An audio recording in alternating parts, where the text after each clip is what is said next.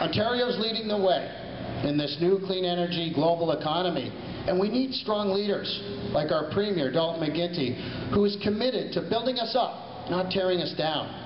So let me just say this about Tim Hudak and the PCs. We're in his neck of the woods, after all, so I think it's really appropriate that I say a few words about him. It takes strong leadership to build a clean, reliable, modern energy system.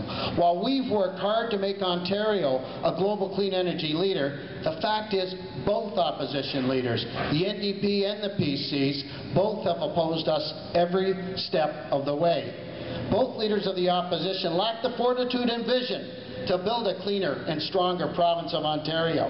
It's telling that in Tim Hudak's slick book of promises, he does not mention one thing about how he'd supply energy to Ontario. He kind of just left that important piece out. For him, it's all about tearing down, and it's reckless. He's telling people we should no longer have to pay down our hydro debt, a debt that his party left us with. No matter that it's not paid off, he just doesn't want us to pay it off anymore. You know, I'd like to see how far he'd get on that basis with his mortgage, going into his bank and saying, I just don't want to pay anymore, I think I've paid enough.